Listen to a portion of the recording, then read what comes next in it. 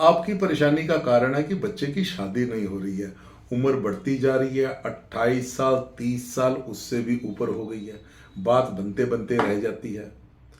कभी कभी तो मीटिंग भी हो चुकी होती है और फिर भी बात ठंडे बस्ते में। अब तो बच्चा भी शायद आपका उदास रहने लग पड़ा है, चिड़चिड़ा हो गया है। एक एक महीना एक साल के बराबर लगता है। उठते बैठते बस शादी का ही ख्याल आता है। रोटी तक अच्छी नहीं लगती है। और अगर यही बच्चा आपकी बेटी है, फिर तो रात की नींद भी आंखों से निकल जाती है। यदि सच में आपके साथ ऐसा हो रहा है तो यह वीडियो आपके लिए है। अंत तक बने रहिएगा। बहुत ही कारगर और आसान उपाय बताऊंगा। आज इस वीडियो में मैं आपको बताऊंगा शादी लेट होने का कारण और उसके निवारण के लिए एक आसान उपाय। आज हम दोनों डिस्कस करेंगे। यह वीडियो बहुत ही काम का होने वाला है, पूरी जरूर देखना। उपाय ऐसा है कि जिसे केवल लड़का या लड़की ही नहीं, उसके माता, उसके पिता, उसका भाई या उसकी बहन, कोई भी परिवार में खून का रिश्तेदार यह उपाय कर सकता है। बस उसके मन में श्रद्धा और विश्वास होना चाहिए। इस उपाय के करने से शादी में हो रही देरी, शादी की राह में आ रही सारी अड़चन और रुकावट दूर होंगी। इतना आसान उपाय है। किसी पंडित जी को नहीं बुलाना, कोई हवन नहीं करना, कहीं मंदिर में नहीं जाना, बहुत आसान है। तो इस वीडियो में अंत तक बने रहना, कॉपी पेन लेकर बैठना, नोट करते रहना। नमस्कार, मैं एस्ट्रोलॉजर आर के तनेजा। यदि आप इस चैनल पर नए हैं, पहली बार आए हैं, आपका स्वागत है। और यदि आपने अभी तक इस चैनल को सब्सक्राइब नहीं किया है तो कृपया आज सब्सक्राइब या फॉलो कर दें। आपको आने वाली हर नई वीडियो की सूचना मिलती रहेगी। तो आज हम डिस्कस करते हैं शादी ना होने का, देर से होने का कारण। पहले कारण की बात कर लेते हैं, फिर उपाय भी बताऊंगा। शादी में देरी का कारण पितृदोष, कुंडली दोष या फिर नजर दोष, कुछ भी हो सकता है। कुंडली दोष, वैसे तो कुंडली दोष बच्चे की पत्री देखकर स्पेसिफिक रीजन बताए जा सकते हैं। कुंडली में कौन सा ग्रह किस घर में है, सातवें घर का स्वामी कहां बैठा है, सातवें घर में कौन सा ग्रह बैठा है, इन सब का अलग से निवारण किया जा सकता है। लेकिन आज हम इस वीडियो में डिस्कस करेंगे जनरल रीजन, कॉमन कारण जो कुंडली दोष में होते हैं। हम पूजा के माध्यम से कुंडली दोष का निवारण करेंगे। नजर दोष, कभी कभी कुछ लोग ओस पड़ोस में या परिवार में भी होते हैं जिनकी बहुत ज्यादा नेगेटिविटी होती है। उनकी लगाई हुई नजर भी रुकावट का कारण बनती है। इसी को नजर दोष कहते हैं। आज हम इस उपाय के माध्यम से, तुलसी माता की पूजा के माध्यम से उस नजर दोष का भी उपाय करेंगे, उसका भी निवारण करेंगे। पितृदोष, हमारे पूर्वजों में किसी ने अपने पूर्वजों के प्रति या ओस पड़ोस या मित्रों में या समाज में कहीं भी कोई बहुत बड़ा अपराध किया है, किसी पर कोई अत्याचार किया है, तो उनका उस बुरे कर्म का फल आने वाली पीढ़ियों को भी मिलता है। जिस कारण परिवार में शादियों का ना होना, संतान का ना होना, बिजनेस का बार बार फ्लॉप होना, कुछ भी हो सकता है। इसे पितृदोष कहते हैं। आज हम इस उपाय से पितृदोष का भी निवारण करेंगे। यदि इन्हीं तीनों में से कुंडली दोष, पितृदोष, नजर दोष, इनमें से कोई भी रुकावट का कारण बन रहा है तो इनका निवारण बहुत जरूरी है। इन तीनों दोषों का कॉमन उपाय मैं अभी आपको बताऊंगा। बहुत ही सिंपल उपाय है, परिवार का कोई भी सदस्य कर सकता है। यदि लड़का या लड़की खुद इस उपाय को करते हैं तो ज्यादा प्रभावी होगा। वैसे माता, पिता, भाई, बहन, कोई भी खून का रिश्तेदार इस उपाय को कर सकता है। अगर हो सके तो कागज पेन उठा लीजिए और वीडियो को बार बार पॉज करके नोट करते रहना। सारी इंस्ट्रक्शन, सारे स्टेप्स अच्छी तरह नोट कर लेना ताकि उपाय में कोई कमी या त्रुटि ना रह जाए।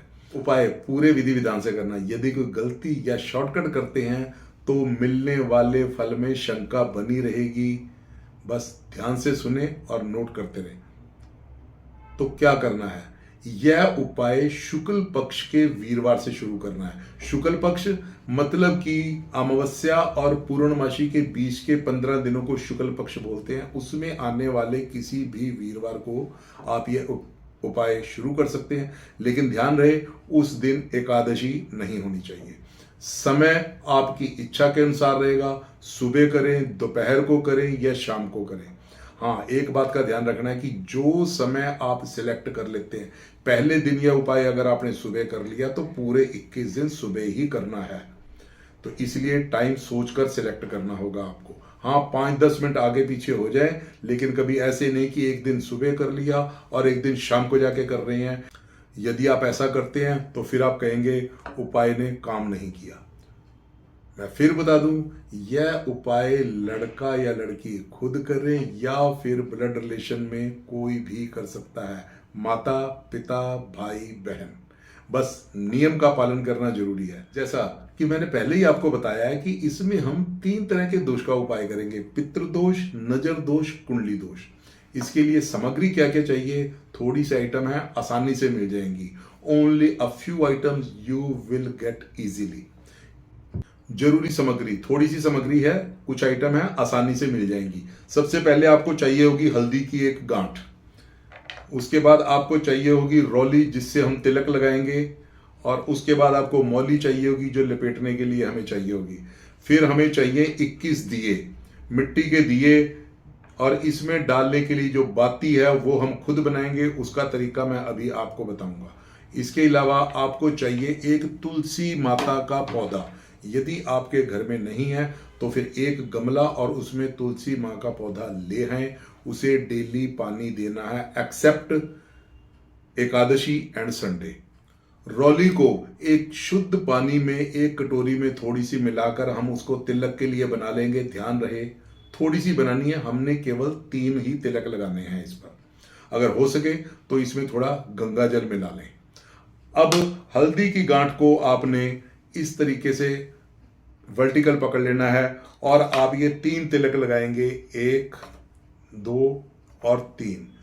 तीनों तिलक लगाते समय हम अलग अलग दोष का ध्यान मन में रखेंगे। पहला तिलक लगाते समय हम पितृ दोष का ध्यान करना है।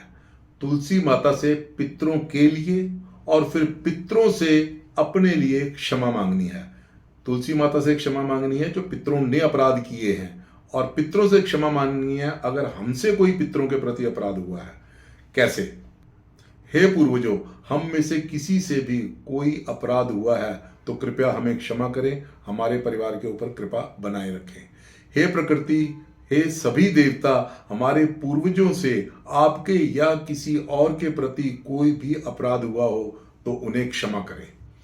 इससे पितृदोष दूर होगा। अब आप दूसरा तिलक लगाएंगे। इस समय आपने नजर दोष का ध्यान करना है, मन ही मन में तुलसी माता का ध्यान करना है। हे माँ, हमारे बच्चे को, यहाँ उनका बच्चे का नाम भी बोल सकते हैं, हे माँ हमारे बच्चे के सभी नजर दोषों का निवारण करें। तीसरा तिलक लगाते समय बच्चे की कुंडली दोष का ध्यान करना है। हे प्रकृति, सभी देवता और तुलसी माता से प्रार्थना करेंगे, हे माता मेरे बच्चे की, यहाँ बच्चे का नाम भी लिया जा सकता है, हे माता मेरे बच्चे की कुंडली के सभी दोष दूर करें, सभी रुकावटों को खत्म करें। इससे कुंडली दोष का निवारण होगा। अब इसके ऊपर हमने मौली जो लेकर रखी हुई है उसे लपेटनी है। उसके हम 7 चक्कर इसके ऊपर लपेटेंगे। लास्ट में गांठ नहीं मारनी, उसको बीच में ही जो सिरा बचेगा वहीं अटका देना है। अब इस हल्दी की गांठ को तुलसी माता वाले गमले में जाकर रख दें और ऊपर से उंगली से, पहली उंगली से दबाएंगे तो वह नीचे दब जाएगी, क्योंकि मिट्टी गीली थी, पूरी दब जाएगी। अब जो मैं आपको बताने जा रहा हूं यह आपने उपाय वाले दिन से 1-2 दिन पहले ही तैयारी करके रख लेनी है।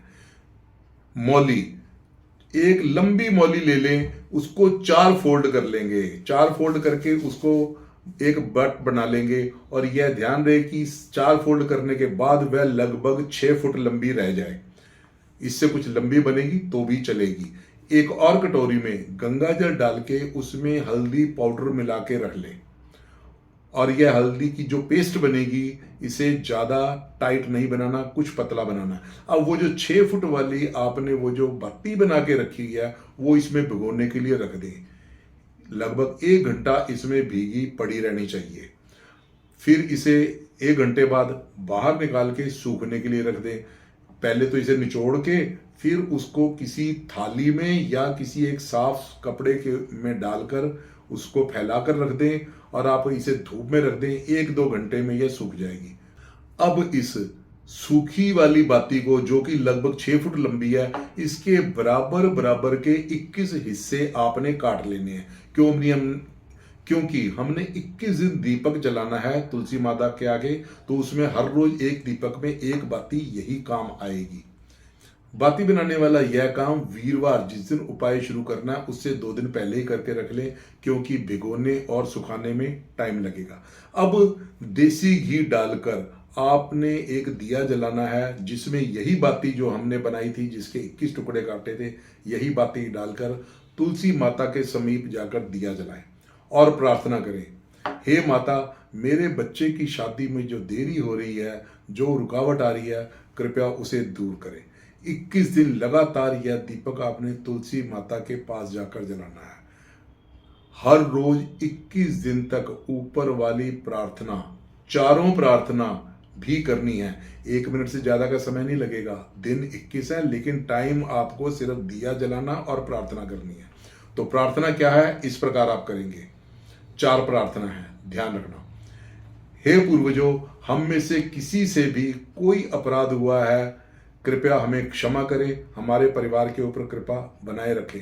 हे प्रकृति, हे सभी देवता, हमारे पूर्वजों से आपके प्रति या किसी के प्रति कोई भी अपराध हुआ हो तो उन्हें क्षमा करो। दूसरी प्रार्थना, हे तुलसी माता, हमारे बच्चे, यहाँ बच्चे का नाम ले लें, हे तुलसी माता, हमारे बच्चे के सभी नजर दोषों का निवारण करें, उसके विवाह में आ रही रुकावट दूर करें। तीसरी प्रार्थना, हे तुलसी माता, हमारे बच्चे की कुंडली के सभी दोषों का निवारण करें। चौथी, हे माता, हमारे बच्चे की शादी में जो देरी हो रही है, जो रुकावट हो रही है, कृपया उसे दूर करें। हाँ, ध्यान रहे कि इन 21 दिनों में संडे भी आएगा और एकादशी भी आएगी। उस दिन तुलसी की पूजा करना वर्जित होता है, इसलिए उस दिन दीपक हम कुछ दूरी पे जलाएंगे।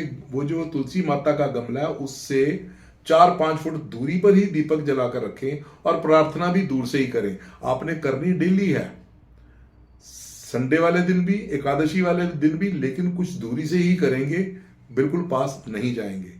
अब एक बात फिर से बता दूं आपको मैं, 21 दिन लगातार यह पूजा एक ही समय पे करनी है। अगर पहले दिन आपने सुबह का समय चुना था, 7 या 8 जो भी था, या दिन का या शाम का, तो बाकी 21 दिन भी वही समय रहेगा। 5-10 मिनट प्लस माइनस चलेंगे, लेकिन सुबह वाली पूजा शाम को नहीं होगी। इसलिए कोशिश करें कि पहले दिन और बाकी के 21 दिन सुबह का समय ही सिलेक्ट करें। एक तो उस समय बंदा बिल्कुल शुद्ध होता है, कोई नेगेटिविटी नहीं होती, मूड, विचार सब कुछ ठीक होते हैं। कोई भी पूजा की जाए वो बहुत ज़्यादा प्रभावी और इफेक्टिव होती है। दूसरी बात, शाम को कहीं बाहर जाना पड़ सकता है, वहां से आते हुए देरी हो जाती है, फिर आपकी पूजा मिस हो जाएगी। तो यह था विवाह की रुकावट दूर करने के लिए एक सटीक उपाय। एक बार फिर से इस वीडियो को चलाएं, ध्यान से सुने और सारी इंस्ट्रक्शंस और उपाय की विधि को अच्छी तरह नोट कर लें। आपसे एक और प्रार्थना है, एक रिक्वेस्ट है कि काम बन जाने के बाद यह शुभ सूचना इसी वीडियो के कमेंट बॉक्स में जरूर लिखना। जो और व्यूअर्स हैं उनके लिए यह इंस्पिरेशन का कारण बनेगी। तुलसी माता आप सबकी रुकावटें दूर करे, आपका विवाह जल्दी हो। कमेंट बॉक्स में जय तुलसी माता जरूर लिखें। यदि यह जानकारी आपको अच्छी लगी है तो कृपया इस वीडियो को लाइक और शेयर भी करें, अपने सभी मित्रों तक फॉरवर्ड जरूर करें। तो जल्दी मिलेंगे किसी और जानकारी या फिर किसी और नए उपाय के साथ। बने रहिएगा इसी चैनल के ऊपर। तब तक आप सब खुश रहो, सुखी रहो, स्वस्थ रहो।